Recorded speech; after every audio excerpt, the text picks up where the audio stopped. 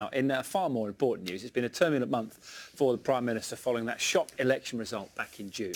Since then, she has had to apologise to her own MPs for the campaign, agree a £1 billion deal with the DUP, and now, in the week which marks her first anniversary in Downing Street, she faces criticism from the European Parliament over her offer to EU citizens post-Brexit. So will the speech tomorrow mark a reboot of her premiership? Joining us now this morning from Westminster is the First Secretary of State, Damian Green. Good morning to you, Mr Green. Thank you very much for your time on this. So a rebrand, a reboot, it doesn't feel that a year into the job, is there much to celebrate for Theresa May? Well, there's a lot to do. I think that's the point, one of the points the Prime Minister will make tomorrow, that her ambition for this country is the same as it was a year ago when she stood on the steps of Downing Street and said she wanted to make this a country that works for everyone.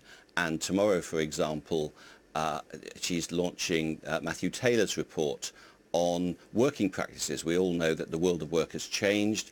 He's been looking at what we call the gig economy, people working for companies like Uber and Deliveroo, and making some suggestions about how we can benefit from the flexible world of work we have and make sure that people get good work, feel satisfied in their jobs. That's the kind of big issue where which politicians should be addressing and which the Prime Minister is determined to address. It was only 12 weeks ago that she was calling this snap general election to try and remove some of the noise that was holding back her plans in Parliament. Now she's reaching out to the other parties. It's easy to see, isn't it, that some people can look at this and say, OK, she's begging, she's desperate, and some have gone as far as to say she cannot survive as Prime Minister. Well, I mean, that's all nonsense, of course. That's the sort of typical... Why is that nonsense? Why is she not desperate and why is she not begging for help from the other parties? Well, she's not begging for help. I think people want... There are big issues facing this country, and not just Brexit, obviously, the one that will dominate politics for the next 2 years. But counter-terrorism, improving the world of work for millions of people, the issue of social care. And I'm sure most of the people watching this programme will say that, you know what, it's possible that no political party has the complete monopoly of wisdom. We want to see our politicians working together. And that's the point the Prime Minister is making. And that's one of the lessons you can draw from the general election result. It wasn't as good as we Conservatives would have wanted. That's perfectly clear.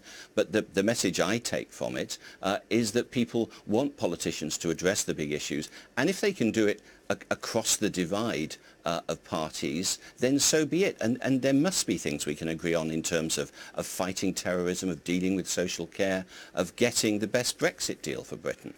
One of the things that, as we look at this sort of reboot or rebrand, whatever you want to call it, is that the Prime Minister was accused for some personality issues over that general election, of being a bit robotic, of looking remote and inaccessible.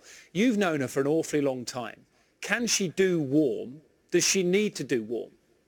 Well, she is a perfectly warm, compassionate human being. But that hasn't necessarily come across to some people. I mean, the election campaign had a number of problems which we all know. And I think people have seen already in her year as Prime Minister, and will see in the years to come, that she's not only resilient and determined and hard-working and conscientious, all the things people accept about her. But of course she is a warm and empathetic woman as well. And I think that's something, she is the right person. In the difficult times, we've got a complicated Brexit deal to negotiate. We've got trade deals around the world that we'll need to negotiate as well. It's exactly her combination of qualities that we need for the years to come.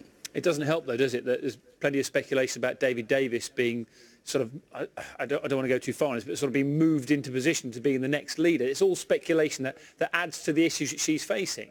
Well, I've been around Westminster long enough to know that July is the time when everyone throws summer parties and everyone... It's warm Prosecco again, is it? It's the warm Prosecco problem, yes. And by the time everyone goes off on holiday, all this kind of July gossip gets forgotten.